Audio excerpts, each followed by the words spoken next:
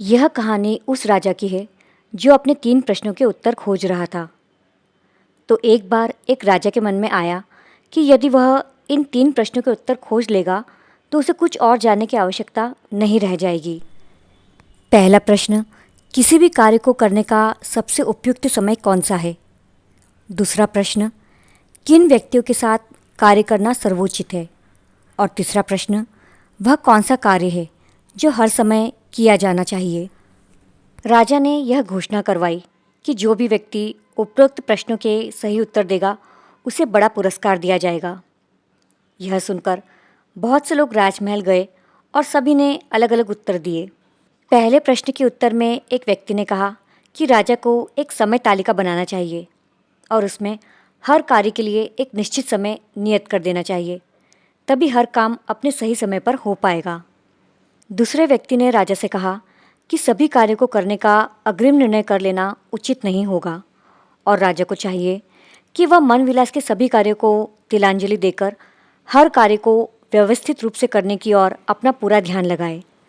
किसी और ने कहा कि राजा के लिए यह असंभव है कि वह हर कार्य को दूरदर्शितापूर्वक कर सके, इसीलिए राजा को विज्ञजनों की एक समिति का निर्माण करना चाहिए जो हर विषय को परखने के बाद राजा को यह बताए कि उसे कब क्या करना चाहिए। फिर किसी और ने यह कहा कि कुछ मामलों में त्वरित निर्णय लेना पड़ते हैं और परामर्श के लिए समय नहीं होता, लेकिन ज्योतिषियों और भविष्यवक्ताओं की सहायता से राजा यदि चाहे तो किसी भी घटना का पूर्वानुमान लगा सकता है। दूसरे प्रश्न के उत्तर के लिए भी कोई सहमति नहीं बनी। एक व्यक्ति ने कहा कि राजा को प्रशासकों में अपना पूरा विश्वास रखना चाहिए। दूसरे ने राजा से पुरोहितों और सन्यासियों में आस्था रखने के लिए कहा। किसी और ने कहा कि चिकित्सकों पर सदैव ही भरोसा रखना चाहिए, तो किसी ने योद्धाओं पर विश्वास करने के लिए कहा। तीसरे प्रश्न के जवाब में भी विविध उत्तर मिले। किसी ने कहा कि विज्ञान का अध्ययन सबसे महत्वपूर्ण है, तो किसी ने धर्म ग्रंथों के पारायण को सर्वश्रेष्ठ कहा। किसी और ने कहा कि सैनिक कौशल में निपुणता होना ही सबसे ज़रूरी है।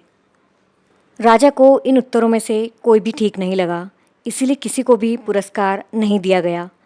कुछ दिन तक चिंतन मनन करने के बाद राजा ने एक महात्मा के दर्शन का निश्चय किया। वह महात्मा एक पर्वत के ऊपर बनी कुटिया में रहते थे और सभी उन्हें परम ज्ञानी मानते थे।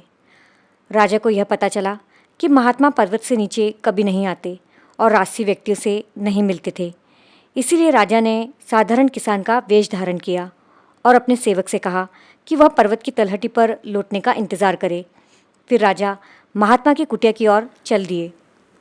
महात्मा की कुटिया तक पहुंचने पर राजा ने देखा कि वे अपनी कुटिया के सामने बने छोटे से बगीचे में फावड़े से खुदाई कर रहे थे।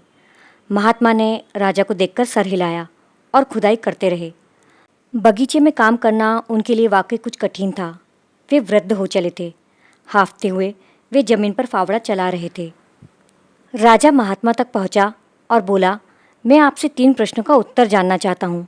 पहला, किसी भी कार्य को करने का सबसे अच्छा समय क्या है? दूसरा, किन व्यक्तियों के साथ कार्य करना सर्वोचित है? और तीसरा, वह कौन सा कार्य है जो हर समय किया जाना चाहिए? महात्मा ने राजा की बात ध्यान से सुनी और उसके कंधे को थपथपाया और खुदाई करते रहे। राजा ने कहा, आप थक गए होंगे, लाइए मैं आपका हाथ बटा देता हूँ।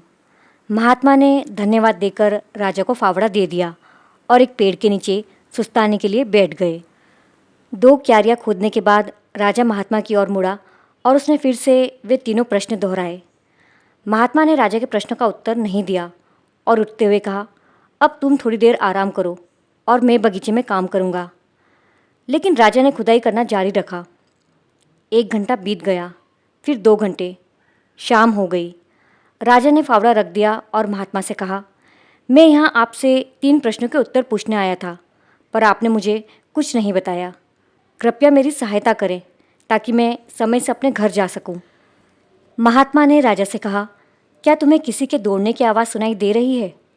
राजा ने आवाज़ की दिशा में सर घुमाया। दोनों ने पेड़ों की झुरमुट से एक आदमी को उनकी ओर भागते आते देखा। वह अपने पेट में लगे घाव को अपने हाथ से दबाए हुए था। घाव से बहुत खून बह रहा था। वह दोनों के पास आकर धरती पर गिर गया और अचेत हो गया। राजा और महात्मा ने देखा कि उसके पेट में किसी शस्त्र से गहरा वार किया गया था। राजा ने फौरन उसके घाव को साफ किया और अपने वस्त्रों को फाड़कर उसके घाव पर बांधा ताकि खून बहना बंद हो जाए। कपड़े का वह टुकड़ा जल्द ही खून से पूरी तरह तर हो गया तो राजा ने उसके ऊपर दूसरा कपड़ा बांधा और ऐसा तब तक किया जब तक खून बहना रुक नहीं गया। कुछ समय बाद घायल व्यक्ति को होश आया और उसने पानी मांगा। राजा कुटिया तक दौड़कर गया और उसके लिए पानी लाया। सूरज अस्त हो चुका था और वातावरण में ठंडक आने लगी। राजा और महात्मा ने घायल व्यक्ति को उठाया और कुटिया के अंदर बिस्तर पर लेटा दिया। वह आंखें बंद करके चुपचाप लेटा रहा। राजा भी पहाड़ चढ़ने और बगीचे में काम करने के बाद थक चला था। वह कुटिया के द्वार पर बैठ गया और उसे नींद आ गई। सुबह जब उसकी आंखें खुली तब सूर्योदय हो चला था और पर्वत पर दिव्य आलोक फैला हुआ था। एक पल को वह भूल ही गया कि वह कहाँ है और वहाँ क्यों आया था। उसने कुटिया के भीतर बिस्तर पर दृष्टि डाली। घायल व्यक्ति अपने चारों ओर विस्मय से देख रहा था। जब उसने राजा को देखा तो बहुत महीन स्वर में बुदबुदाते हुए कहा, मुझे क्षमा कर दीजिए। लेकिन तुमने किया क्या है और मुझसे क्षमा क्यों मांग रहे हो? राजा ने उससे पूछा। आप मुझे नहीं जानते पर मैं आपको जानता हूँ। मैंने आपका वध करने की प्रतिज्ञा ली थी क्योंकि पिछले युद्ध में आपने मेरे राज्य पर हमला करके मेरे बंधु बांधवों को मार डाला और मेरी संपत्ति हत्या ली। जब मुझे पता चला कि आप इस पर्वत पर महात्मा से मिलने के लिए अकेले आ रहे हैं तो मैंने आपकी हत्या करने की योजना बनाई। मैं छुपकर आपके लौटने की प्रतीक्षा कर रहा था पर आपके सेवक ने मुझे देख लिया। वह मुझे पहचान गया और उसने मुझ पर प्रहार किया। मैं अपने बचाव के लिए भागता हुआ यहाँ आ गया और आपके सामने गिर पड़ा। मैं आपकी हत्या को उद्यत था पर आपने मेरे जीवन की रक्षा की। मैं बहुत शर्मिंदा हूँ। मुझे समझ नहीं आ रहा कि आपके उपकार का मोल कैसे चुकाऊंगा। मैं जीवन पर्यंत आपकी सेवा करूंगा और मेरी संतानें भी सदैव आपके कुल की सेवा करेगी। कृपया मुझे क्षमा कर दे। राजा यह जानकर बहुत हर्षित हुआ कि किस प्रकार उसके शत्रु का रूपांतरण हो गया। उसने न केवल उसे क्षमा कर दिया बल्कि उसकी संपत्ति लौटाने का वचन भी दिया और उसकी चिकित्सा के लिए अपने सेवक के मार्फत अपने निजी चिकित्सक को बुलवा भेजा। सेवक को निर्देश देने के बाद राजा महात्मा के पास अपने प्रश्नों के उत्तर जानने के लिए पुनः आया। उसने देखा महात्मा पिछले दिन खोदी गई क्यारियों में बीज बो रहे थे।